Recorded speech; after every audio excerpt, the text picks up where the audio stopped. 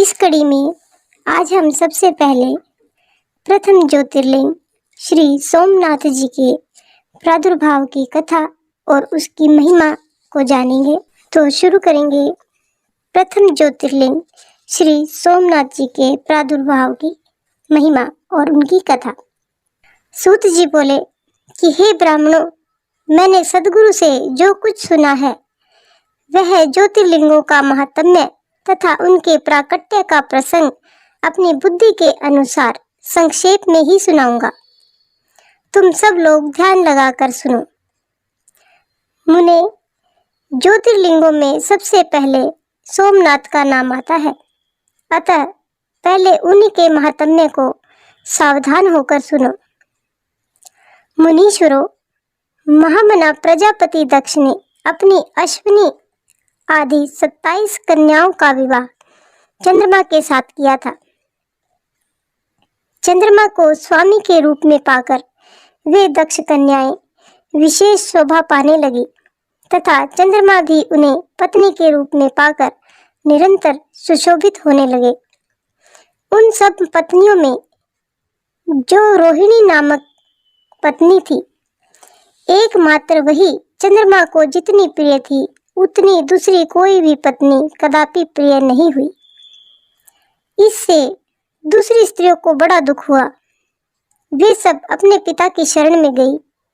वहां जाकर उन्होंने जो भी दुख देखा उसे अपने पिता को निवेदन किया।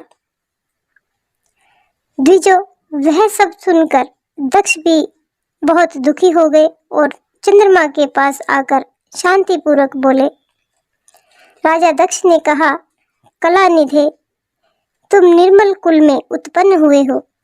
तुम्हारे आश्रय में रहने वाली जितनी स्त्रियां हैं उन सब के प्रति तुम्हारे मन में कम से कम भाव क्यों है? तुम किसी को अधिक और किसी को कम प्यार क्यों करते हो? अब तक जो किया सो किया, अब आगे फिर कभी ऐसा विषमतापूर्ण बर्ताव तुम्हें नहीं करना चाहिए, क्योंकि उसे नरक देने वाला बतलाया गया है।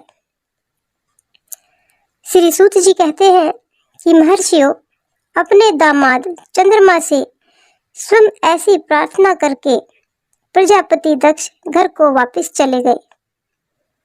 उन्हें पूर्ण निश्चय हो गया था कि अब फिर आगे से ऐसा नहीं होगा, पर चंद्रमा ने प्रबल भावी से विवश होकर उनकी बात नहीं मानी और वे रोहिणी में इतने आसक्त हो गए कि दूसरी किसी पत्नी का कभी आदर ही नहीं करते थे।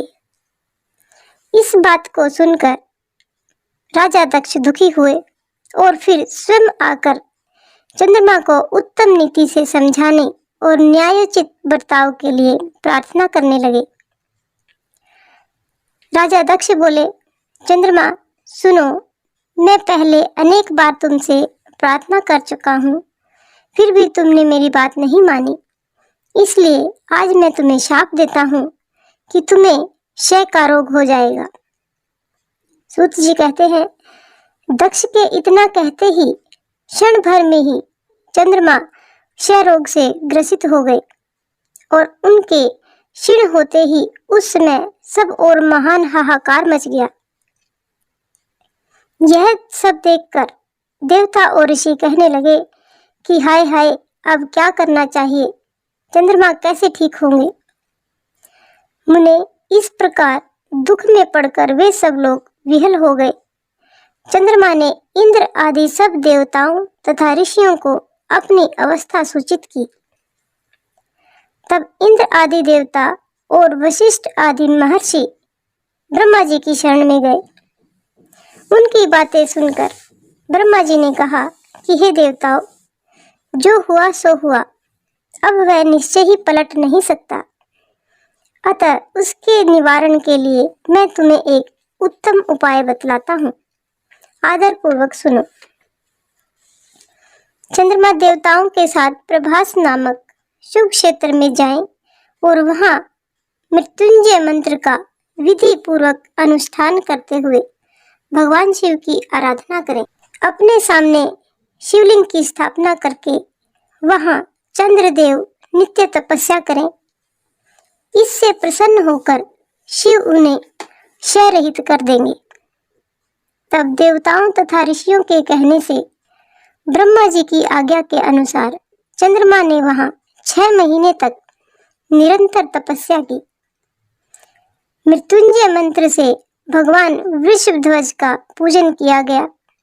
10 करोड़ मंत्र का जप और मृत्युंजय का ध्यान करते हुए चंद्रमा वहां स्थित चित होकर लगातार खड़े रहे। उन्हें तपस्या करते हुए देख भक्त वत्सल भगवान शंकर प्रसन्न हो गए और उनके सामने प्रकट हो गए और अपने भक्त चंद्रमा से बोले, चंद्रदेव, तुम्हारा कल्याण हो। तुम्हारे मन में जो भी अभिष्ट हो वह वर मांगो। मैं प्रसन्न हूँ, तुम्हें संपूर्ण और उत्तम वरदान प्रदान करूंगा। तब चंद्रमा बोले, देवेश्वर, यदि आप प्रसन्न हैं तो मेरे लिए क्या असाध्य हो सकता है। तथापि प्रभु शंकर, आप मेरे शरीर के इस क्षय रोग का निवारण कीजिए। मुझसे जो अपराध बन गया हो उसे क्षमा कीजिए प्रभु।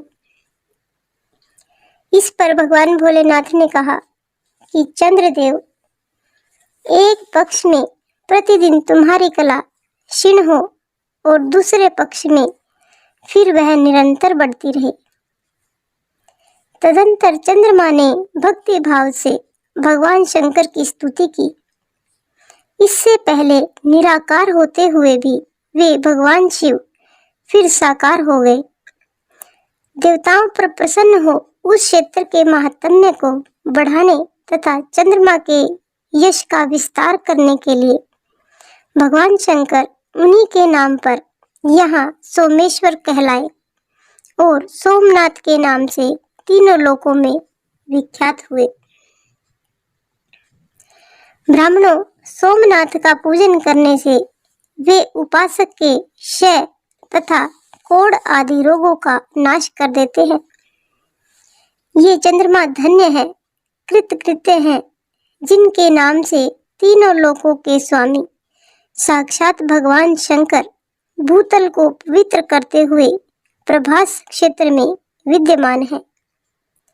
वही संपूर्ण देवताओं के सोमकुंड की भी स्थापना की गई, जिसमें शिव और ब्रह्मा जी का सदा निवास माना जाता है।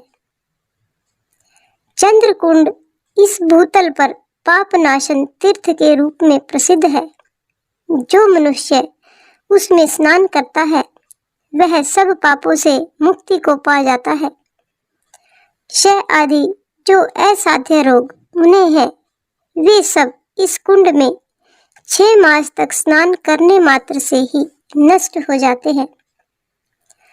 मनुष्य जिस फल के उद्देश्य से इस उत्तम तीर्थ का सेवन करता है, उस फल को सर्वथा प्राप्त कर लेता है। इसमें बिल्कुल भी संशय नहीं है। चंद्रमा निरोग होकर अपना पुराना कार्य संभालने लगे। इस प्रकार मैंने सोमनाथ की उत्पत्ति का सारा प्रसंग सुना दिया है। जो मनुष्य सोमनाथ के प्रादुर्भाव की इस कथा को सुनता अथवा दूसरों को सुनाता है, वह संपूर्ण अभिष्ट को पाता है और सब पापों से मुक्त हो जाता है। इस प्रकार ये हमारी भगवान भोलेनाथ के प्रथम अवतार श्री सोमनाथ की कथा और उनकी महिमा की कथा यहीं पर संपन्न होती है। यदि आपको हमारी ये कथा पसंद आए तो एक लाइक का बटन अवश्य दबा दीजिए।